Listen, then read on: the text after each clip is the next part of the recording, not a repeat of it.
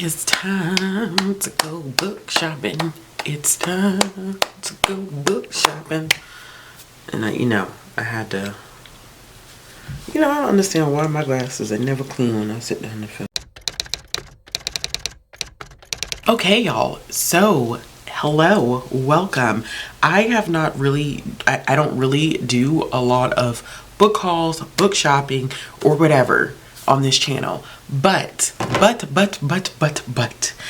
my library often has book sales. And if you're an avid library user, or you're kind of in the know with your library and they have library book sales, you literally know how dangerous this can be. It could be extremely dangerous. And this was a dangerous adventure, but I did keep myself in control. I think I spent maybe $9, that's a number that I like to hear, because I, like so many of you, cannot afford to go and drop $30 on a book. It's a lot. And so I thought I would take you book shopping with me today, except with the book shopping, we're going to do a library book sale version. Now, I have done this before in the past. I think I did this a couple of years ago, and I'm excited to be doing it again. I am going to just show you the footage. It's usually very, very crowded in book sales because it's like you find so many hidden gems. And with that being said, it is quite often difficult, and of course not wanting to make anybody feel uncomfortable, to vlog in the middle of the situation. So what you'll see is a lot of B-roll footage, and then when we come back here, I will show you the things that me and my little one picked up. So I will see y'all soon. Bye.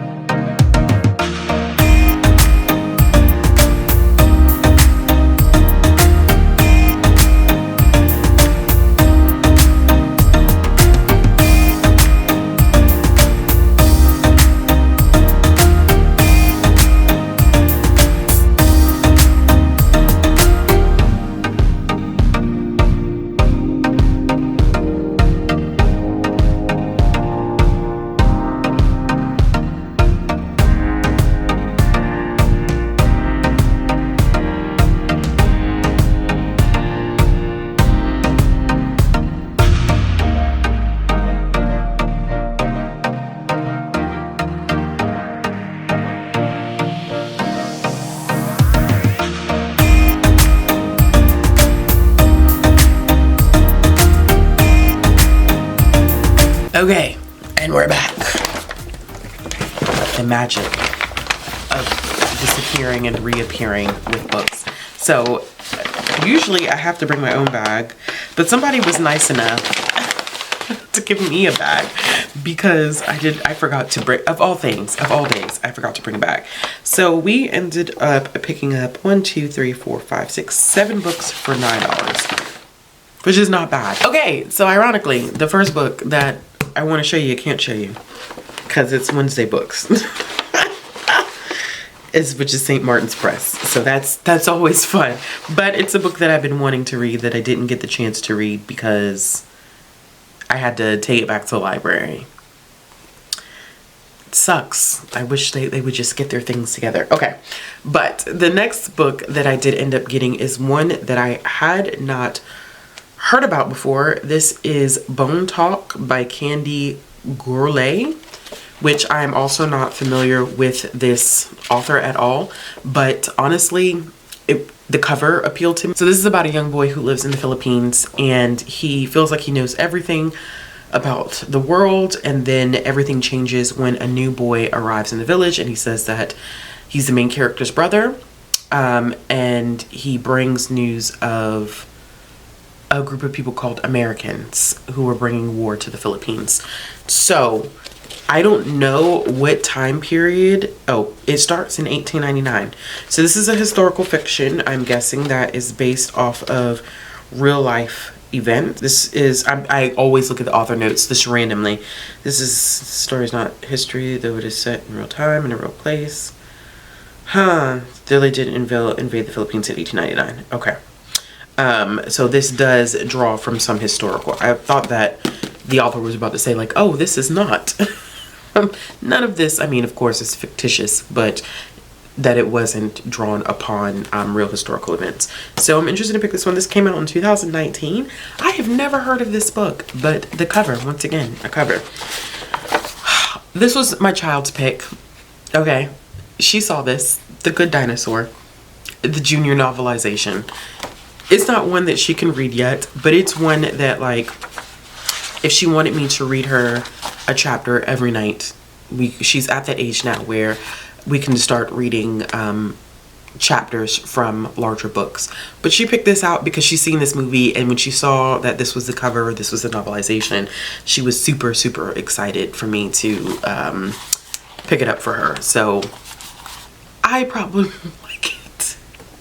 I tend not to like these types of books, these junior novelizations, but kids love them, and so of course I said sure. It was $1. Like, I mean, not a big deal. So one of the things that I do like about going to library book sales is that I am able to pick up a lot of old school romance books for $1 a piece. Books that were published 10, 20 years ago by authors that I really want to check out. This one was not published not that long ago. It was published in 2015, but it's an author that I'm interested in reading more from. I've only read maybe 2 things from her. And the one that I ended up picking up was A Lover's Vow by Brenda Jackson. This one is about 2 main characters, Dalton and Jules, and he's a business mogul. She will not give him the time of day. She has heard that he's a playboy and she wants nothing to do with him, but there's some issues going on in his personal life where his life is at risk, and so the 2 of them work together to save like him and the family legacy. At least that's what it says on the back, because I had never heard of this one either, but I did read the back and I was like, oh, okay, that sounds really interesting, because it feels like it's may have some like romantic suspense elements to it, which I haven't read a lot of romantic suspense, and so that was kind of the pull for me to pick this one up. And then I picked up another one. This is a pinnacle romance by Arabesque. This one came out, this one looks a little older. Oh, that's cute. Also, one of the charming things about picking up these books is that people sometimes like have personalized them. This one has like a stamp in it with their address. That's really cute. This one came out in 1997, so this is one of the ones that is older. that I've been meaning to like continue to pick up and collect, and this one is A Midnight Blue. This is by Monica Jackson. This follows a main character by the name of Jessica, and she works at a family-owned cosmetics business, and there's some turmoil between the president and the corporate CEO, and it's ironic because they're brothers. And so she has to make a decision that will pull her in either direction. And so it's not just about business, but I think that there is some like romantic elements that may happen between the three of them. And like as she gets to know them, she gets to know more about their family secrets. So this kind of sounds messy. And y'all know me. I love a book with some good mess. And it's not that long at all. Just a little over 240 pages, but another pinnacle romance to add to the physical collection, which that means I should start reading them, right? Another one that I got that sounded super messy, and I am not familiar with this author. So usually too, when I go to library book sales, I look for books that sound interesting to me, even if they're authors that I'm not familiar with. So this one is by Valerie Wilson Wesley, who I'm not familiar with. And this is Always True to You in My Fashion. Is that the full title? That's a long title. Yeah, Always True to You in My Fashion. Okay. This is an Avon trade, I believe. So this this also sounds messy. And I don't think this one is more, I think this one is less of a romance and more of like women's fiction. That's what it's starting to feel like. So it follows three different women who have all been involved with the same man for the past 7 months. One is Medora, who is an artist. Then there's Reese Mitchell, who is a widow and is looking for a second chance at love. And then there is a graduate student by the name of Taylor, who thinks that he's kind of like her step to acclaim, like, you know, he's gonna help her on her upward mobility to success. And basically with the three of them being involved with him, they figure out things about themselves. And at the end of this, it says like, and one will find true love. We'll see how this one goes. It sounds like it's going to be a mess of a time, but I thought that the cover was really, really pretty. And then I read the back of it when I was looking, and I was like, oh yeah, this might be one that I'd be interested in as well. This one was only $2 as well, and it's a floppy paperback. We love a floppy paperback, y'all. The last one that I ended up picking up is a Gordon Korman book. So I recently just finished Gordon Korman's latest book, which was Slugfest. And I thought that when I saw this one, it was only $1, and I was like, oh, okay, I want to pick up another Gordon Korman. Granted, I could pick up a lot of his stuff from the library, but for $1, I have some of his stuff on my shelf, and I was like, I can add this one to my collection. This one, I think it's going to be a little bit more hard-hitting than what I'm typically used to from Gordon Korman.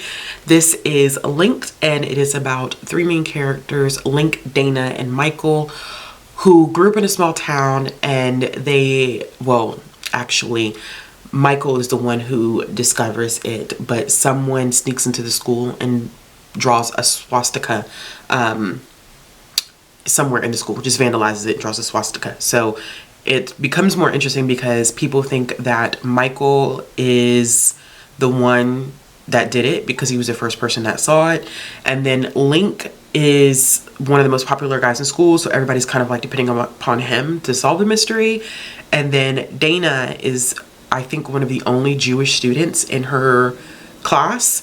And so people are starting to ostracize her more because she's a Jewish student. And so then they end up seeing that more swastikas keep getting added to the campus. And so they decide to come up with a project to bring people together instead of dividing them. I trust Gordon Korman. He has a way of writing that just is so good and really, really draws upon his experience in identifying the needs of the audience that he's writing for. And with, so much going on, I think that this would be an interesting one to pick up, considering like I had just read another book this year already about a young girl that was experiencing like seeing some hate crimes like within her community and pushing back against that. And so a lot of those conversations are kind of going on right now, especially like how younger individuals can push back against stuff like that. So I am excited to read this one. I think it's, like I said, I think it's going to be one of his more difficult books that I'm not necessarily used to picking up, but Gordon Korman never fails me. So there's that. All right, y'all. So those are all the books that I ended up picking up from the library book sale. I am excited to get to these. I mean, it was not bad to get 7 books for a couple of dollars. That's not bad. That's not bad at all. I would love to go one day just by myself, because I feel like I can do more looking when I'm by myself, because my kiddo's kind of like, yeah girl, you got like 30 minutes and that's all I'm giving you. But I appreciate the time that we did have and you know, being there. But let me know in the comments below, what are some books that you've picked up lately? Have there been any books that you picked up that you're excited to read? As always, if you like this video, give it a thumbs up. If you want to see more content from me, click the subscribe button, hit the bell for notifications. And if you're looking for ways to support the channel or follow me on social media, all links will be down in the description box below, and I'll be back with another video soon. Bye. Even there, it's in the air like a blazing flare.